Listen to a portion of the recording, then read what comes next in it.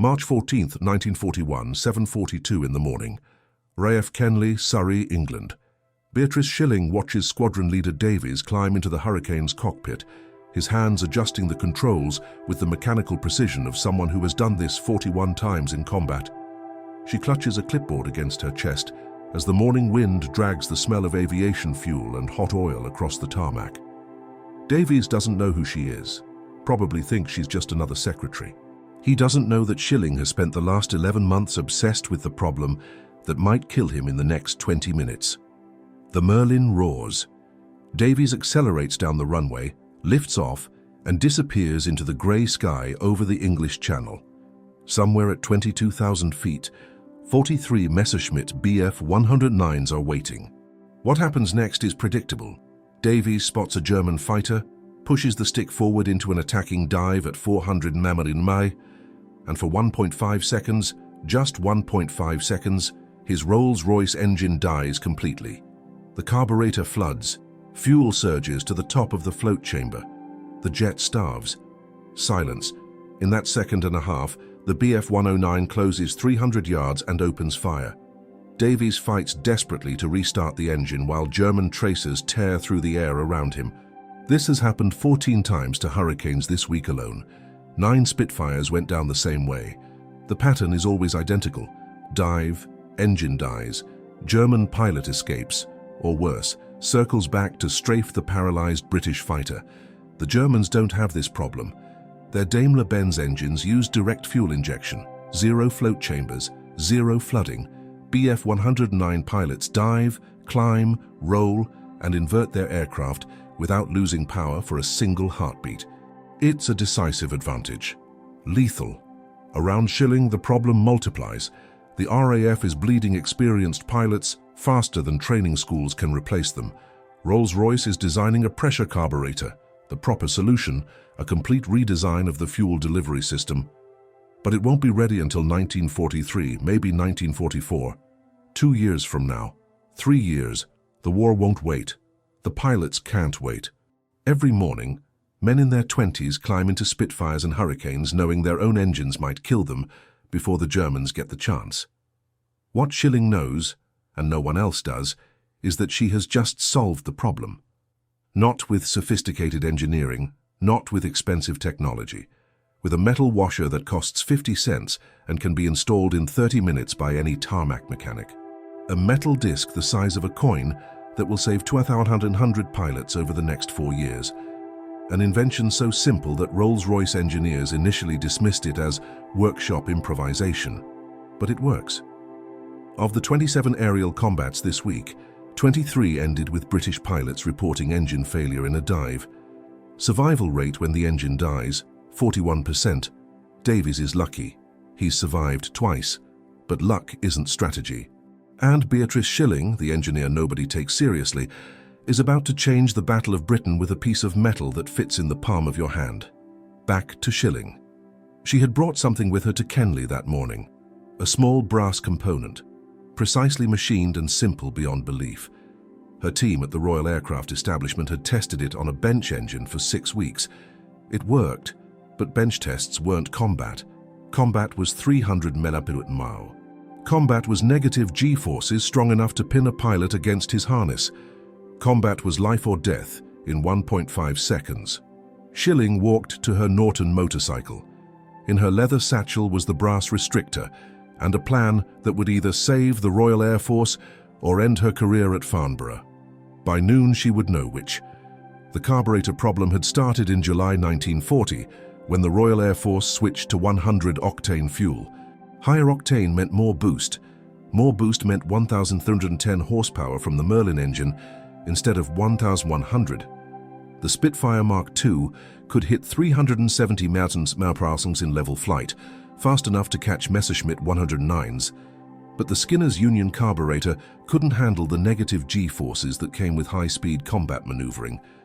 Shilling understood carburetors better than anyone at Farnborough. She had joined the Royal Aircraft Establishment in November 1939, 1 month after war was declared. She was one of 2 women in the engine department. The other woman was a secretary. Shilling was principal technical officer in charge of carburetor research and development. Most of the men she worked with had never met a female engineer. Some didn't believe women belonged in engineering. Shilling didn't care what they believed. She cared about keeping pilots alive. She had grown up taking apart engines. At 14, she bought her first motorcycle, a Norton, stripped the two-stroke engine to individual components, learned how every part worked, then rebuilt it. At 25, she raced that Norton at Brooklands, 106 mph average speed, fast enough to earn the British Motorcycle Racing Club Gold Star. Only 3 women in history had earned that award. Shilling was the second. Racing had taught her how engines failed under stress, high G turns, sudden acceleration, extreme lean angles. She learned to feel what an engine needed before the gauges told her. That intuition made her the best carburetor specialist in Britain. And now British pilots were dying because their carburetors couldn't handle combat stress. The solution came to her in January. Simple physics. The float chamber flooding happened because fuel could flow unrestricted when gravity reversed. What if you restricted the flow? Not completely, just enough to prevent flooding. The engine would still get fuel, just not too much fuel.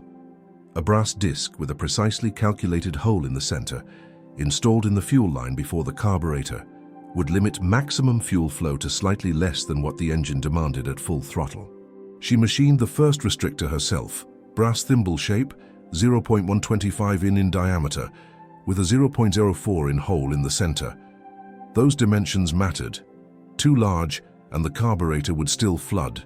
Too small, and the engine would starve at full power. She tested 17 different sizes before finding the right one, then simplified the design. A flat washer was easier to manufacture, easier to install, easier to replace if damaged. Bench tests showed it worked. The restrictor prevented flooding during simulated negative G conditions, but bench tests weren't combat. She needed to test it on an actual aircraft under actual combat conditions. The problem was getting permission. Installing unauthorized modifications on RAF fighters violated about 40 different regulations. If the restrictor failed in combat and a pilot died, Shilling would be court-martialed, maybe imprisoned. She decided to skip permission and ask forgiveness later. That morning at Kenley, she had 6 restrictors in her satchel and one very cooperative ground crew sergeant who owed her a favor. Sergeant William Cooper had worked on Merlin engines for 3 years. He had seen 19 pilots die from engine failures. He didn't ask questions when Shilling showed him the brass washer. He nodded and reached for his toolkit. The Hurricane sat on the dispersal pad, pilot inside, engine warming up, 20 minutes until takeoff. Cooper worked fast. He disconnected the fuel line between the pump and carburetor, slid the restrictor into place, and welded it with a small butane torch. 60 seconds of work. The modification was invisible unless you knew where to look. Shilling checked the weld. Clean, solid bias, professional. Squadron leader Davies would fly with the restrictor. He didn't know it was there. Shilling hadn't told him.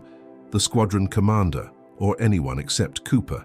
If the restrictor failed and Davies died, there would be no paper trail, no authorization forms, no testing documentation, just a dead pilot and a brass washer that shouldn't have been there. The Hurricane's Merlin engine roared to full power. Davies ran through pre-flight checks.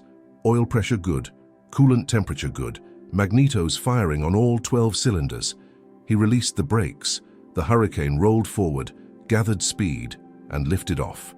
Shilling watched it climb. 800 FTR, 1,200 FTR, 2,000 ft. The Hurricane banked south toward the channel. She had brought a pair of binoculars and watched Davies climb to 15,000 FTR. 2 more Hurricanes joined him, a section of 3, standard patrol formation. They flew toward Dungeness. German fighters had been active over Dungeness all week. If Davies encountered a Messerschmitt, he would have to dive, and the restrictor would either work or it wouldn't. Shilling waited on the tarmac. Cooper stood next to her. Neither of them spoke. Ground crew prepared 2 more Hurricanes for the afternoon patrol.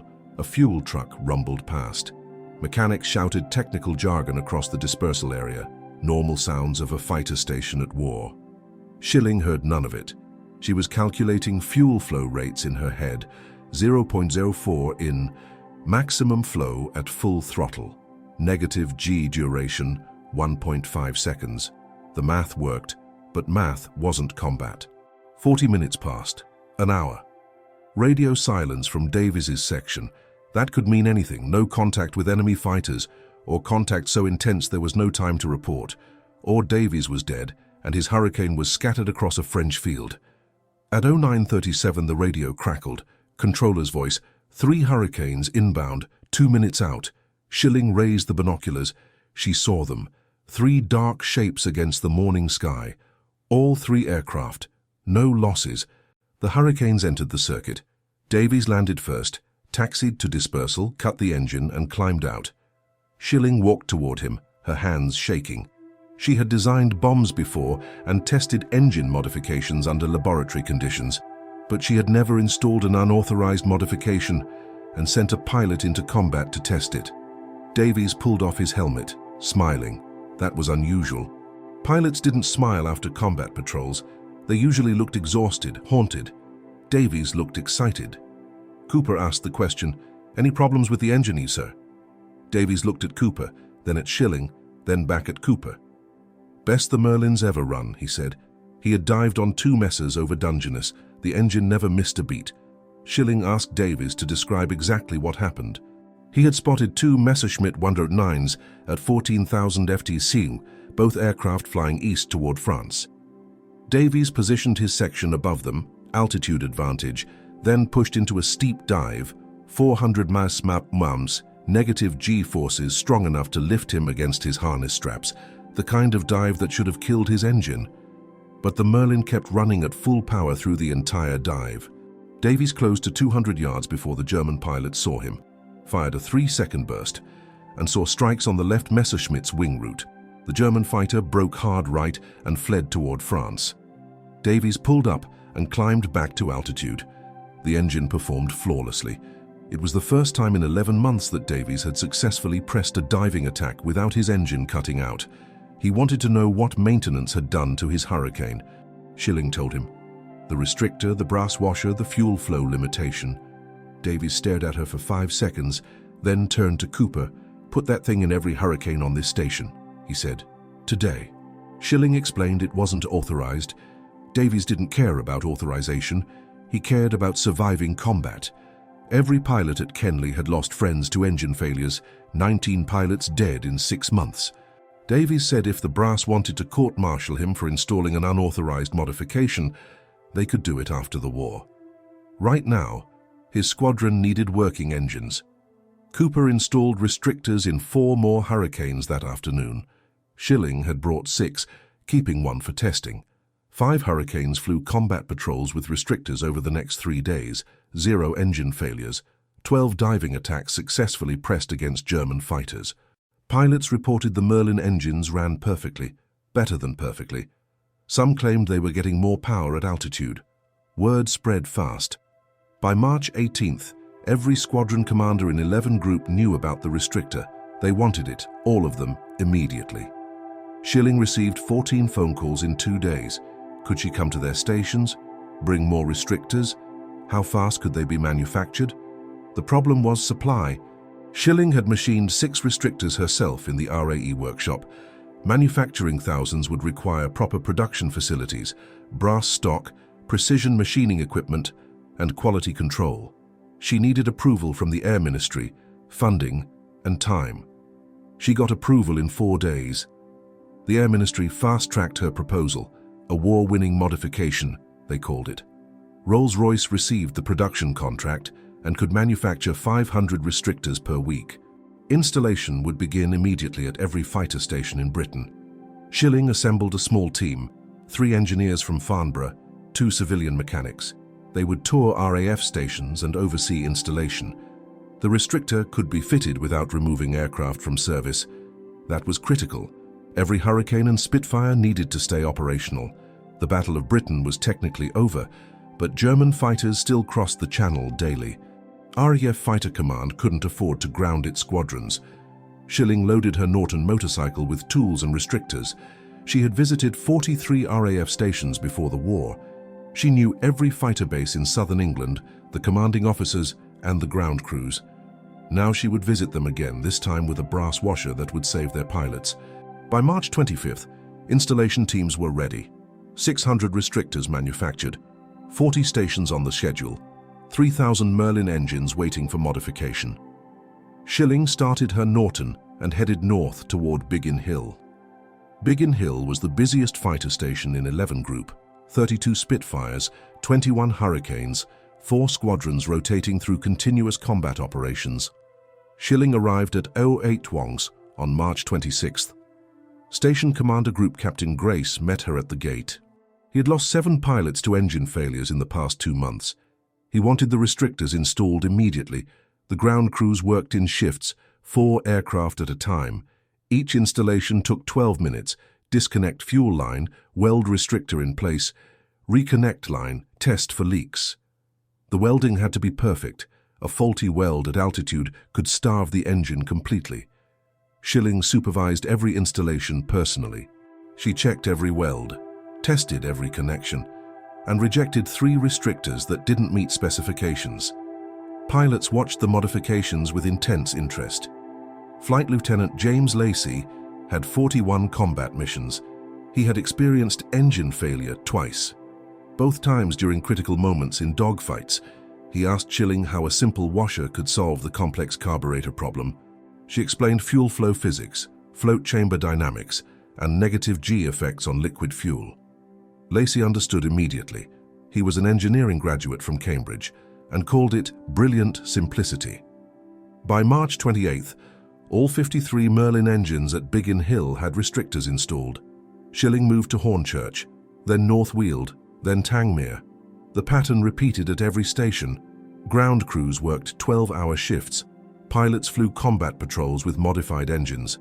0 failures reported. The restrictor worked exactly as designed. Pilots started calling it Miss Shilling's Orifice. The nickname came from Sir Stanley Hooker, chief engineer at the Rolls-Royce Supercharger division. It was crude British humour, slightly inappropriate. Shilling didn't mind. She had spent 6 years working with RAF personnel and understood how military men dealt with stress. If crude nicknames helped them remember the modification, she would accept any name they wanted to use. The nickname spread faster than the restrictor itself. By April, every pilot in Fighter Command knew about Miss Shilling's Orifice and requested it specifically. Some pilots refused to fly combat missions until their aircraft had the modification installed. Squadron commanders supported them. They had seen too many good pilots die from preventable engine failures. German intelligence noticed the change in British fighter performance. Luftwaffe after-action reports from early April mentioned improved RAF diving attacks. British fighters no longer broke off pursuit during negative G maneuvers. Messerschmitt pilots could no longer exploit the carburetor weakness. The tactical advantage had disappeared. By mid-April, Shilling's team had installed restrictors in 2,100 Merlin engines, every Hurricane and Spitfire in Fighter Command, every operational training unit, every aircraft in reserve status. The modification became standard equipment. New aircraft rolling off production lines at Castle Bromwich and Southampton came with restrictors pre-installed. The pressure carburetor was still in development. Rolls-Royce estimated it would be ready for production in 1943. But the restrictor worked so well that some engineers questioned whether the pressure carburetor was even necessary. Why redesign the entire fuel system when a 50-cent brass washer solved the problem? Shilling knew the answer. The restrictor was a stopgap, a brilliant stopgap, but temporary. The pressure carburetor would eliminate the negative G problem completely. No fuel flow restrictions, no power limitations, full engine performance under any flight condition. That was the proper engineering solution. But until 1943, Miss Shilling's Orifice kept RAF pilots alive, and that was enough. The results were measurable. Fighter Command tracked combat statistics meticulously, every engagement, every kill, every loss, and the numbers told a clear story. March 1941, before the restrictor, RAF fighters reported engine failures in 38% of diving attacks against German aircraft. Pilots broke off pursuit, enemy fighters escaped, or worse, German pilots recognized the weakness and exploited it, deliberately luring British fighters into diving attacks, knowing the Merlin engines would fail. April 1941, after the restrictor East engine failures during diving attacks dropped to 0.4%, almost non-existent.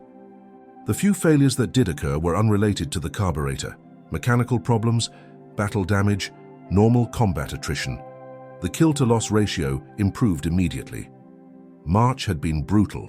Fighter Command lost 47 Hurricanes and Spitfires in combat and shot down 61 German aircraft, a ratio of 1.3 to 1, barely breaking even. April was different. 29 British fighters lost, 94 German aircraft destroyed, a ratio of 3.2 to 1. The restrictor wasn't the only factor, but squadron commanders credited it as a major contributor. Pilots reported increased confidence in combat. Flight Lieutenant Robert Stanford Tuck flew Spitfires out of Duxford. He had experienced engine failure 4 times before the restrictor. After installation, he pressed diving attacks without hesitation, destroyed 3 Messerschmitt 109s in May and 2 more in June, and credited the restrictor with giving him the confidence to commit to aggressive tactics. The modification spread beyond Fighter Command. RAF Coastal Command requested restrictors for their bow fighters. Bomber Command wanted them for training aircraft. Even the Fleet Air Arm inquired about installation on carrier-based fighters. Shilling coordinated production with Rolls-Royce, and by June, they were manufacturing 1,000 restrictors per week. The restrictor remained in service through 1943. Rolls-Royce finally introduced the pressure carburetor in January 1943. The new carburetor eliminated the negative G problem completely, using fuel injection principles similar to German engines: no float chamber, no flooding, perfect fuel delivery under any flight condition. But converting existing aircraft to pressure carburetors required extensive modifications. Remove the old carburetor, install new fuel pumps, rewire engine controls, and each conversion took 8 hours. During those 8 hours, the aircraft couldn't fly combat missions. Fighter Command couldn't afford to ground squadrons for extended maintenance, so they kept the restrictors. Many aircraft flew with Miss Shilling's orifice until 1944, some until the end of the war. New production Spitfires and Hurricanes received pressure carburetors, but older aircraft kept their restrictors. Pilots trusted them. Ground crews knew how to maintain them. If it worked, don't change it. Shilling moved on to other projects. She worked on cold weather starting systems for engines in Iceland and Russia, researched high-altitude fuel mixture problems, and helped design improved supercharger systems for late-war Merlin variants. The Royal Aircraft Establishment kept her busy with dozens of technical challenges, but the restrictor remained her most famous contribution. Pilots remembered it. Engineers studied it. After the war, aviation schools taught it as an example of elegant problem-solving under pressure. Simple solution, immediate implementation, measurable results, everything good engineering should be. Keith Maddock, chief engineer at Hangar 42 during the war, said it years later: "Beatrice Shilling helped us win World War II. Of that, there is no doubt. The restrictor was a war-winning modification. Shilling's work didn't stop with the restrictor. The Royal Aircraft Establishment had dozens of critical problems that needed solutions: engine failures at high altitude, fuel system icing in extreme cold, and starting problems in Arctic conditions. Every problem threatened pilot lives. Every problem landed on Shilling's desk. She worked on cold weather modifications for Spitfires deployed to Murmansk. Russian winter temperatures dropped to 40 °C. Standard engine oil turned to sludge. Batteries died. Fuel lines froze. British pilots couldn't start their aircraft. Soviet ground crews had no experience with Merlin engines. Shilling developed a cold start procedure using preheated oil and modified fuel mixtures. It worked. Spitfires flew combat missions over Murmansk through the winter of 1941. She researched high-altitude performance problems. Late-war Spitfire variants flew at $35,000 FT. The Merlin engine struggled at that altitude, thin air, low oxygen content, so the fuel mixture had to be precisely calibrated. Too rich and the engine flooded. Too lean and it overheated. Shilling developed altitude-compensating carburetor modifications that improved power output by 8% above 30,000 FT. Her personal life remained separate from her work. She married George Naylor in September 1938. He worked at the Royal Aircraft Establishment as an aerodynamicist. When war started, He volunteered for RAF Bomber Command, flew Avro Lancasters with 625 Squadron, and completed 31 combat missions over Germany. He earned the Distinguished Flying Cross for completing an extra tour beyond his required missions. Shilling worried about him every time he flew. She understood bomber loss rates. Bomber Command suffered higher casualties than any other RAF branch. 1 in 2 bomber crew members didn't survive the war. Naylor beat those odds. He survived his tours and returned to Farnborough in 1944. They never talked about his missions. He never asked about her projects. They kept work and marriage in separate compartments. Shilling continued racing motorcycles when time permitted. She had stopped racing at Brooklands when war started. The famous circuit had been converted to aircraft production facilities, but she still rode her Norton. Fast riding helped her think and solve problems that laboratory work couldn't crack. Some of her best engineering ideas came while riding at 90 mph on country roads.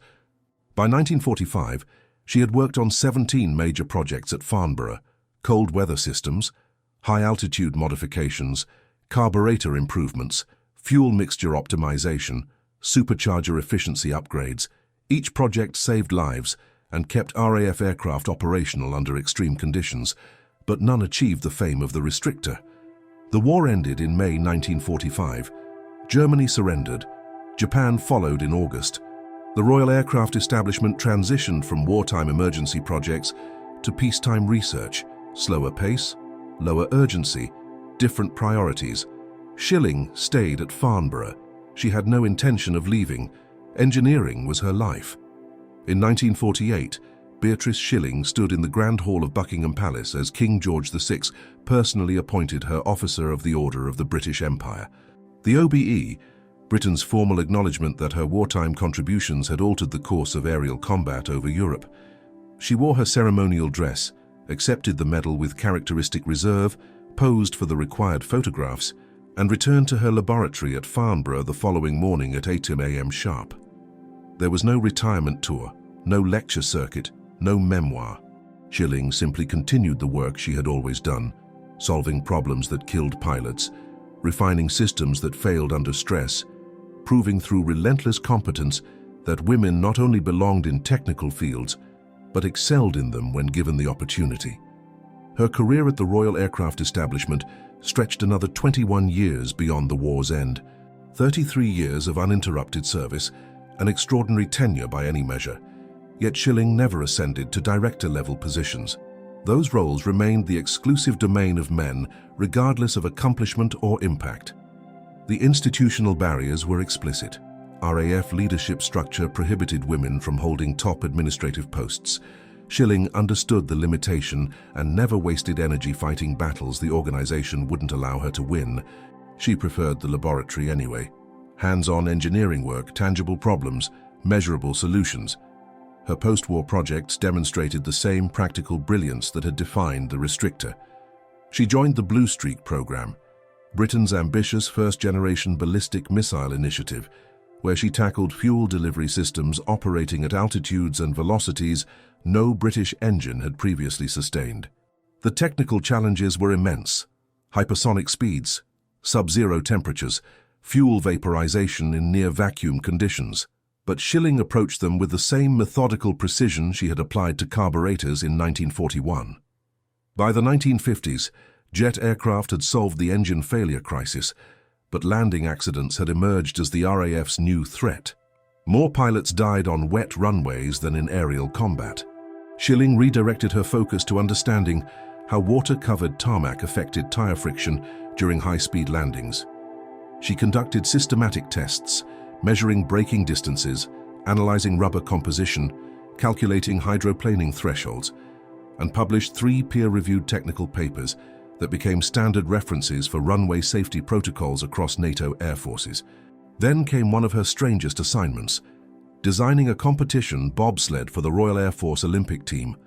On the surface, the project seemed absurdly disconnected from aeronautical engineering, but Shilling recognized the underlying physics immediately: aerodynamics, weight distribution, friction coefficients, materials science under extreme stress. The same principles that governed aircraft performance at 400 mph applied to bobsleds accelerating down ice tracks at 80 mph. The RAF team used her design in international competition. They didn't return with medals, but they completed every run without mechanical failure, exactly the kind of result Shilling valued most. She retired in 1969 at age 60, mandatory for civil servants of her generation. Retirement didn't mean stopping. It simply meant choosing her own projects. She spent the next 2 decades restoring vintage motorcycles, attending classic racing events at Brooklands, and maintaining the Norton she had owned since 1934. The same machine she had raced before the war, the same engine that had taught her how mechanical systems behaved under maximum stress, the same motorcycle that had first ignited her fascination with combustion, compression, and controlled explosions. Beatrice Shilling died on November 18, 1990, at age 81. She was survived by her husband, George Naylor, whom she had married in 1938, and by a body of engineering work that had directly saved thousands of lives. The obituaries in British newspapers focused almost exclusively on one achievement: the brass restrictor, Miss Shilling's orifice. Everything else, the Blue Streak missile work, the runway safety research, the decades of continuous innovation, appeared as footnotes, if mentioned at all, but her legacy refused to fade. In 2011, 70 years after the restrictor entered service, a pub near Farnborough was renamed the Tilly Shilling in her honor. Locals raised pints beneath her photograph on the wall, an engineer in coveralls, grease on her hands, standing beside a Merlin engine. In 2015, the Brooklands Museum acquired her racing trophies, competition badges, and personal motorcycles, placing them in permanent exhibition alongside the Hurricanes and Spitfires she had saved. Winchester Heritage recognized her in 2018 as one of Hampshire's most extraordinary women, a formal acknowledgement by her home county that brilliance didn't require permission or validation from institutions that had tried to exclude her. In 2019, Royal Holloway University of London opened the Beatrice Shilling Building, a modern facility dedicated to electronic engineering students. On March 8th of that same year, International Women's Day, 110 years after her birth, the Mayor of Waterville unveiled a commemorative plaque at the public library where young Beatrice had first encountered technical manuals and engineering diagrams. The restrictor itself became something more than a wartime solution. Engineering programs worldwide began teaching it as a case study, the perfect example of elegant problem-solving under catastrophic pressure. Business schools analyzed it as a lesson in innovation, how simple solutions often outperform complex ones, how implementation speed matters as much as theoretical perfection, how outsiders sometimes see what experts miss. Some universities keep original RA restrictors on permanent display, small brass washers mounted in museum cases with explanatory placards. Students walk past them every day, often without stopping, unaware they're looking at one of the most consequential pieces of metal ever manufactured, a 50-cent component that rewrote aerial combat doctrine, a 5-minute modification that erased Germany's tactical advantage over British airspace. Beatrice Shilling's story isn't just history. It's a reminder that the most important innovations often come from the people institutions underestimate. The woman dismissed as somebody's secretary, who understood Merlin engines better than the men who designed them, the motorcyclist who solved what Rolls-Royce engineers couldn't, the outsider who changed warfare with a brass washer that fit in the palm of her hand. If this story resonated with you, we need your help ensuring it reaches others. Hit that like button. Every single one tells the algorithm to share this with someone who needs to hear it. Subscribe and enable notifications so you never miss these forgotten stories we're pulling from archives and dusty records. Real people, real heroism, real engineering that changed the world. Drop a comment right now telling us where you're watching from. Texas, Berlin, Tokyo, São Paulo. Our community spans the entire globe, and you're part of keeping these memories alive. Tell us if someone in your family served, if you're an engineer, if this inspired you, or simply that you're here bearing witness. Thank you for watching. Thank you for making sure Beatrice Shilling's name doesn't disappear into silence. She deserves to be remembered, and you just made that happen.